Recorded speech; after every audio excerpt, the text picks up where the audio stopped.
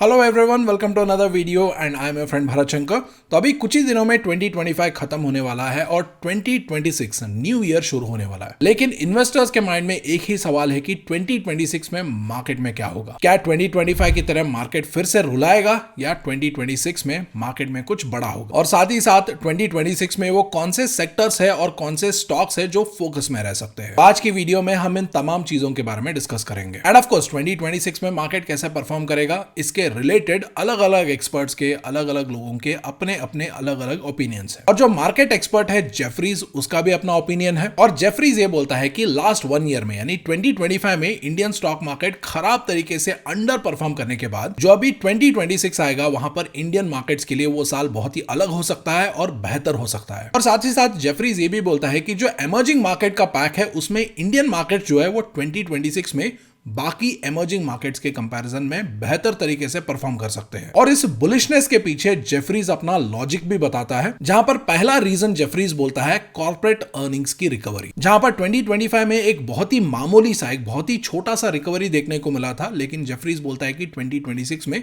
Corporate earnings में better तरीके से रिकवरी हो सकता है। End of course corporate earnings और स्टॉक प्राइस के बीच में और मार्केट अच्छा परफॉर्म करने के बीच में रिलेशनशिप क्या है वो सबको ऑलरेडी पता ही है। और हमने जो पॉडकास्ट किया था नीलेश शाह जी के साथ, वहां पर उन्होंने क्लियरली बताया था कि stocks are slaves of earnings. और इसीलिए अगर 2026 में अगर कंपनीज के अर्निंग्स अच्छे आते हैं तो स्टॉक्स भी अच्छे परफॉर्म करना चाहिए। और उसके अलावा दूसरा रीजन जेफरीज ये बताता है कि करंटली जो मैक्रो ट्रेंड्स है वो सपोर्टिव नजर आ रहे हैं। एंड ऑफ कोर्स आरबीआई और गवर्नमेंट पॉलिसीज में जो चेंजेस हुए हैं उसके बारे में हमने पहले के वीडियोस में बहुत बार डिस्कस भी किया है। आरबीआई इंटरेस्ट रेट रिड्यूस कर रहा है, बैंक्स में पैसा पंप कर रहा है, government of India tax cut कर रहा है और जीएसटी भी उन्होंने रिसेंटली कट किया है। तो ऐसे तमाम चीजें हैं जो कंपनीज के अर्निंग्स को सपोर्ट कर सकता है। एंड ऑल्सो अगर आप हमारे मार्केट्स को last 1 to 1.5 years time period में देखेंगे तो मार्केट ने जो पहले हाई बनाया था वहां से मार्केट में ऑलमोस्ट 17 to 18% का गिरावट हुआ। और ये गिरावट क्यों हुआ था? ऑफ कोर्स हमारे जो अर्निंग्स है वो खराब आ रहे थे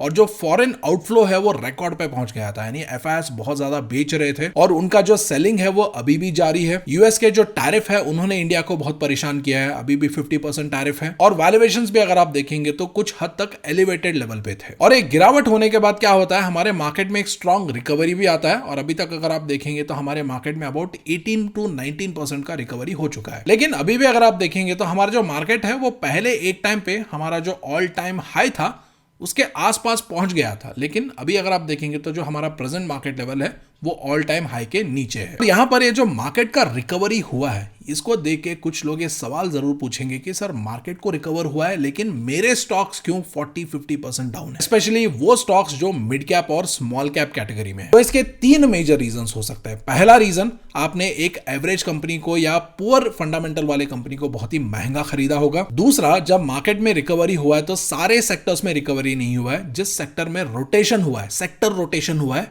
उन्हीं सेक्टर्स में गेन्स देखने को मिले हैं। तो इसीलिए अगर आपने डाउन सेक्टर के स्टॉक्स में इन्वेस्ट किया हुआ है तो उन सेक्टर्स में या उन स्टॉक्स में करेक्शन देखने को मिला है। और वही अगर आपने अप सेक्टर्स में इन्वेस्ट किया है तो जिस तरीके से मार्केट में हमने रिकवरी देखा था उसी तरीके से आपके रिटर्न्स भी बन चुके होंगे। और तीसरा, आपने अप ट्रेंड या डाउन ट्रेंड नोटिस नहीं किया होगा, क्योंकि जिन सेक्टर्स में अप ट्रेंड आया है वहां पर डीआईएस का पैसा या डीआईएस का इन्वेस्टमेंट आया है, जिसकी वजह से वहां पर रिकवरी भी हुआ और वहां पर गेन्स भी बने। और वही जिन सेक्टर और स्टॉक्स में डाउन ट्रेंड था वहां पर देखने को मिला है कि एफआईएस का बहुत ज्यादा सेलिंग हुआ है। और जाहिर सी बात है, जिन इन्वेस्टर्स को ये सारी बेसिक चीजें पता है, मार्केट के रिकवरी के साथ उनके पोर्टफोलियो में भी रिकवरी आया होगा और गेन्स बने होंगे। और जिनको ये बेसिक चीजें नहीं पता है तो एक तरफ मार्केट रिकवर हो रहा है और वही दूसरी तरफ उनका पोर्टफोलियो 40-50% डाउन है। एंड ऑफ कोर्स ये जो सारी चीजें हैं इसको सीखना कोई रॉकेट साइंस नहीं है, बहुत ही सिंपल और बेसिक सी चीज है जिसको सीखने के लिए आप हमारे फ्री बूट कैंप प्रोग्राम में रजिस्टर कर सकते हैं, जहां पर मैं आपको ये सारी चीजें बिल्कुल फ्री में सिखा दूंगा। लेकिन इस बूट कैंप में हम सिर्फ 1000 एंट्रीज ही लेते हैं, तो इसलिए अगर आपको रजिस्टर करना है तो जल्दी जल्दी जाइए,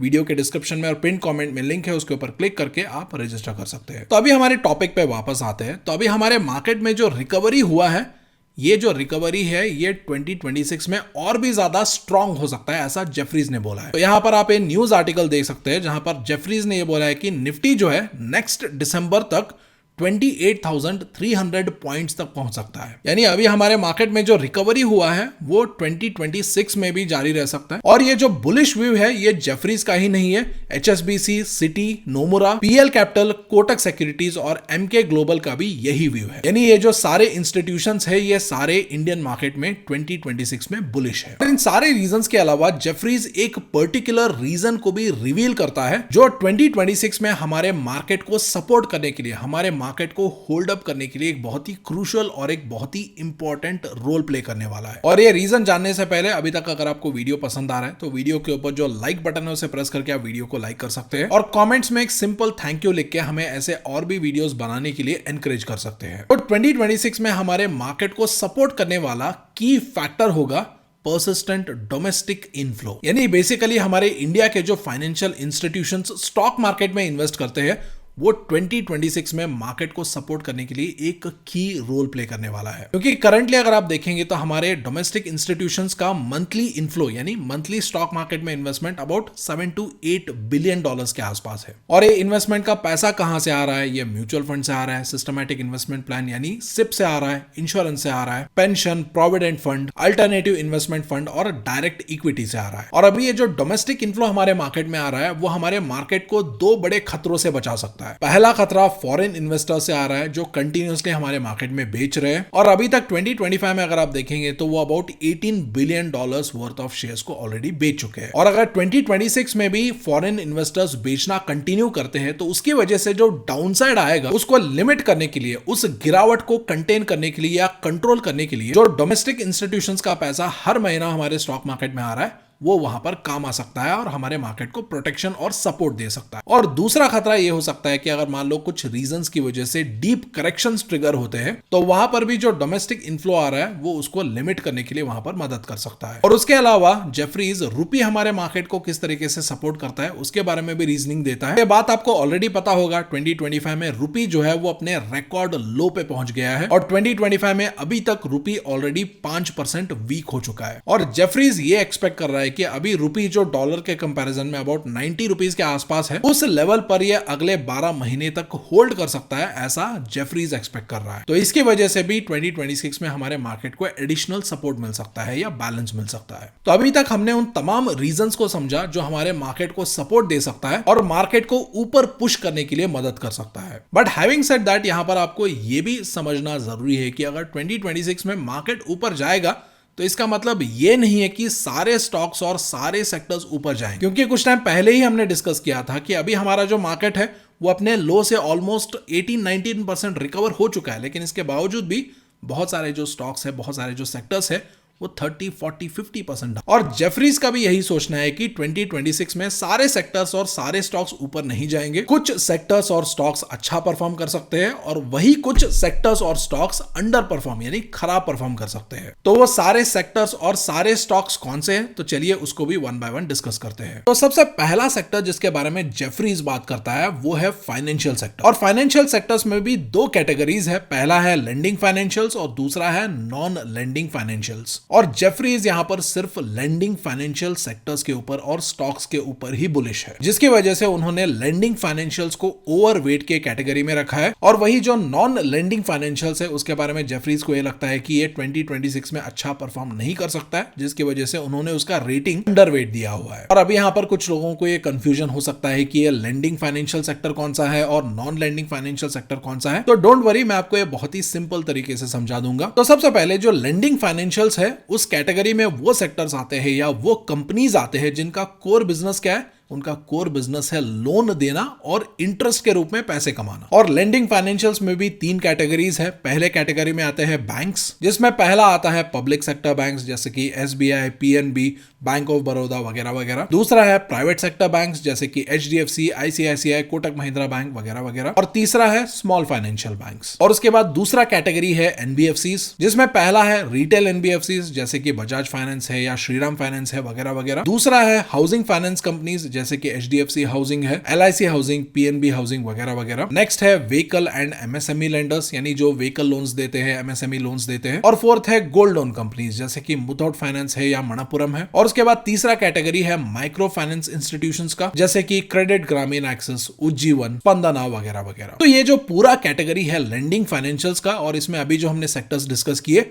उन सारे सेक्टर्स के ऊपर अभी जेफरीज जो है वो बुलिश है, जिसकी वजह से उन्होंने उसका रेटिंग ओवरवेट दिया हुआ है। End of course in sectors में जेफरीज कुछ स्टॉक्स के बारे में भी बताता है, उन स्टॉक्स के बारे में हम थोड़ी देर में डिस्कस करेंगे। लेकिन सबसे पहले ये नॉन लेंडिंग फाइनेंशियल्स क्या है या सेक्टर कौन सा है उसको थोड़ा सा समझ लेते हैं। और इसमें वो फाइनेंशियल कंपनीज आते हैं जिनका कोर बिजनेस लोन देना नहीं है, जैसे कि इंश्योरेंस कंपनीज हो गए, एसेट मैनेजमेंट कंपनीज हो गए या AMCs हो गए, ब्रोकिंग फर्म्स हो गए जैसे कि एंजल वन है या मोतीलाल ओसवाल है, एक्सचेंजेस जैसे कि NSE और BSE, और वेल्थ मैनेजमेंट कंपनीज। तो ये जो तमाम सेक्टर्स है जो नॉन लेंडिंग फाइनेंशियल्स के कैटेगरी में आते हैं, उसके ऊपर जेफरीज बुलिश नहीं है, जिसकी वजह से इसका रेटिंग उन्होंने अंडरवेट दिया हुआ है। और लेंडिंग फाइनेंशियल्स के अलावा 5 ऐसे और सेक्टर्स है जिसका रेटिंग जेफरीज ने ओवरवेट दिया हुआ है। तो उसमें नंबर 1 है telecom sector, number 2 consumer discretionary. और जो कंज्यूमर डिस्क्रिशनरी है वो एक ब्रॉडर सेक्टर को रिप्रेजेंट करता है। सिंपल वर्ड्स में अगर आपको समझना है तो कंज्यूमर डिस्क्रिशनरी सेगमेंट्स या सेक्टर्स तब अच्छे परफॉर्म करते हैं जब लोगों की इनकम बढ़ती है,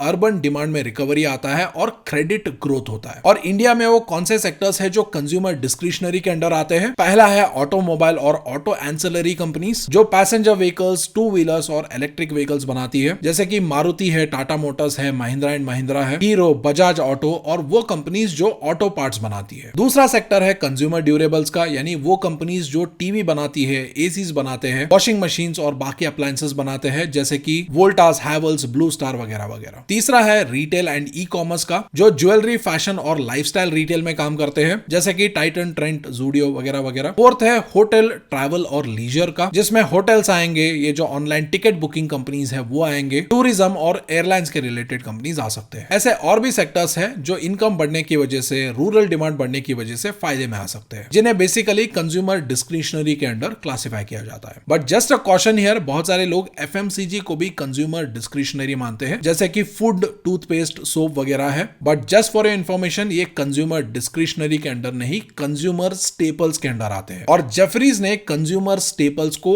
अंडरवेट का रेटिंग दिया हुआ है, यानी जेफरीज को यह लगता है कि कंज्यूमर स्टेपल्स 2026 में भी अच्छा परफॉर्म नहीं कर सकते हैं। और उसके बाद तीसरा सेक्टर जिसके लिए जेफरीज ने ओवरवेट का रेटिंग दिया हुआ है वो है सीमेंट का सेक्टर, फोर्थ है पावर एंड यूटिलिटीज का, और फिफ्थ है रियल एस्टेट का सेक्टर। और उसके बाद 6 सेक्टर्स ऐसे भी है जिसका रेटिंग जेफरीज ने अंडरवेट दिया हुआ है, यानी ये सेक्टर्स जेफरी के अकॉर्डिंग 2026 में भी अच्छा परफॉर्म नहीं कर सकते हैं। जिसमें पहला सेक्टर हमने ऑलरेडी डिस्कस किया है, वो है नॉन लेंडिंग फाइनेंशियल्स का, दूसरा है IT सेक्टर, तीसरा है कंज्यूमर स्टेपल्स, फोर्थ है मटेरियल्स का जिसमें सीमेंट इंक्लूडेड नहीं है, फिफ्थ है हेल्थ केयर और सिक्स्थ है इंडस्ट्रियल्स का। तो इसके बाद अभी हम बात करेंगे 2 लेंडिंग फाइनेंशियल कंपनीज के बारे में जो जेफरीज के top 10 Indian stock picks for 2026 के लिस्ट में है। तो सबसे पहला लेंडिंग फाइनेंशियल कंपनी जो जेफरीज के लिस्ट में है वो है एक्सिस बैंक लिमिटेड। और जैसे कि एक्सिस बैंक एक फाइनेंशियल लेंडिंग कंपनी है, इसकी वजह से यहाँ पर P रेशियो के बदले हम यहाँ पर प्राइस टू बुक रेशियो देख रहे हैं, और इसका price to book ratio currently about 1.92 के आसपास है। और ये price to book value undervalued है, ओवर वैल्यूड है, उसको समझने के लिए हम इसको इसके जो टॉप 3 पीयर्स है या कॉम्पिटिटर्स है उनके साथ कंपेयर करेंगे। तो सबसे पहला HDFC बैंक का price to book value about 2.8 के आसपास है, ICICI बैंक का अबाउट 2.9 के आसपास, और कोटक महिंद्रा का price to book value about 2.57 के आसपास है। तो इन टॉप 4 प्राइवेट बैंकिंग कंपनीज में एक्सिस बैंक का presently price to book value सबसे लोएस्ट है,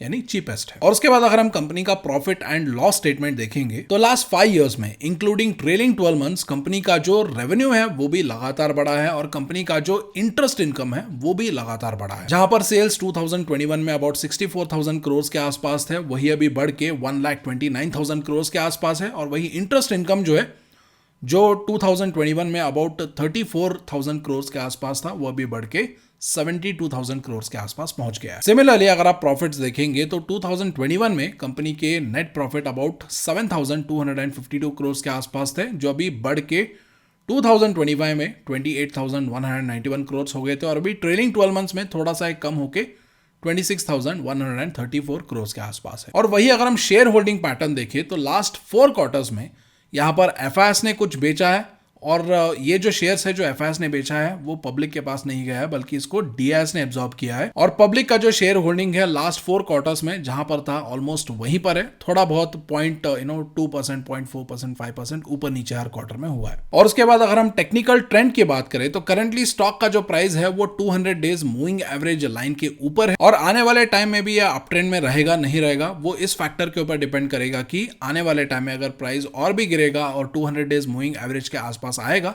तो ये 200 डेज मूविंग एवरेज लाइन उसको सपोर्ट देने का काम करता है या नहीं करता है। और उसके अलावा कुछ और चीजों को अगर हम देखें तो रीसेंट टाइम में यहां पर हायर हाइज का पैटर्न बनता नजर आ रहा है, क्योंकि एक लो बना, एक हाई बना, और उसके बाद एक और लो बना, और उसके बाद एक और हाई बना। यानी एक हाई बनने के बाद जो नेक्स्ट लो बना था वो पहले के लो से कम था, यानी वो पहले का जो लो प्राइस था उसके ऊपर था, और उसके बाद जो हाई बना वो पहले के हाई के ऊपर था, और इसको हायर हाइज का पैटर्न बोलते हैं। हायर हाइज के पैटर्न को भी बुलिश माना जाता है। और अभी ये हायर हाइज का पैटर्न कंटिन्यू होगा या नहीं होगा वो इस फैक्टर के ऊपर डिपेंड करेगा कि अभी अगर स्टॉक का प्राइस मान लीजिए अगर गिरता है तो वो गिरावट क्या पहले के लो के ऊपर ही रुकेगा, और उसके बाद जब फिर से प्राइस रिबाउंस होगा तो क्या वो प्रीवियस हाई का जो लेवल है उसको तोड़ के ऊपर क्लोज होता है या नहीं होता है। और यूजुअली इस हायर हाइज के पैटर्न को टेक्निकल्स में बाय द डिप भी बुलाया जाता है, क्योंकि बड़े इन्वेस्टर्स क्या करते हैं जब वो बहुत ज्यादा स्टॉक्स खरीदना चाहते हैं लेकिन पैसे उनके पास बहुत होते हैं लेकिन बेचने वाले मार्केट में उतना ज्यादा नहीं होते, तो वो क्या करते हैं वो एक फेज में बाइंग करते हैं और उसके बाद बाइंग रोक देते हैं क्योंकि मार्केट में वॉल्यूम्स नहीं होते। उसके बाद थोड़ा बहुत गिरावट होता है, फिर से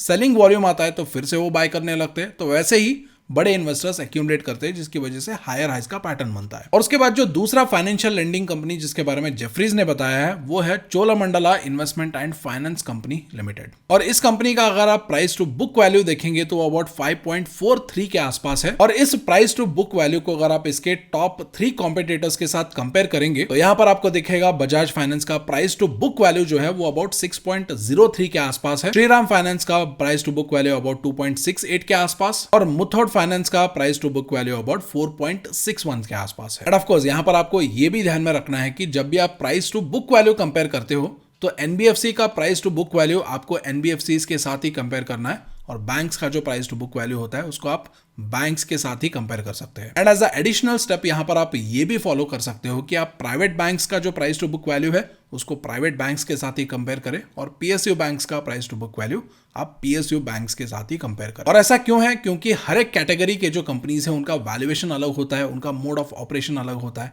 बिजनेस अलग होता है, जिसकी वजह से it is safe to compare within the domain. और इस कंपनी का अगर हम प्रॉफिट एंड लॉस स्टेटमेंट देखेंगे तो लास्ट 5 इयर्स में कंपनी का जो सेल्स है वो लगातार बढ़ रहा है, और कंपनी का जो इंटरेस्ट इनकम है वो भी लगातार बढ़ रहा है। जहां पर रेवेन्यू जो है वो 2021 में अबाउट 9,583 करोड़ के आसपास थे, और आज के टाइम में यानी ट्रेलिंग 12 मंथ्स में ये अबाउट 28,537 करोड़ के आसपास है। और वही कंपनी का जो इंटरेस्ट है, इंटरेस्ट इनकम है, वो अबाउट 4,576 करोड़ के आसपास था 2021 में, और अभी ट्रेलिंग 12 मंथ्स में अबाउट 13,625 करोड़ के आसपास है। और वही अगर आप प्रॉफिट्स की बात करें तो 2021 में कंपनी के प्रॉफिट्स अबाउट 1,521 करोड़ के आसपास थे, और अभी ट्रेलिंग 12 मंथ्स में ये प्रॉफिट्स अबाउट 4,645 करोड़ के आसपास है। और उसके बाद अगर हम शेयर होल्डिंग पैटर्न देखेंगे तो यहां पर आपको दिखेगा कि लास्ट 4 क्वार्टर्स में प्रमोटर्स का होल्डिंग ऑलमोस्ट वही का वही है, और अगर आप एफआईएस देखेंगे तो एफआईएस का होल्डिंग थोड़ा कम हुआ है, जहां पर 4 क्वार्टर्स पहले एफआईएस का होल्डिंग अबाउट 27.43% था, जो अभी थोड़ा सा रिड्यूस होकर 26.85% हो गया है। और वही जो डीआईएस है इनका होल्डिंग 16.1% से अभी बढ़ के 17.27% हो गया है।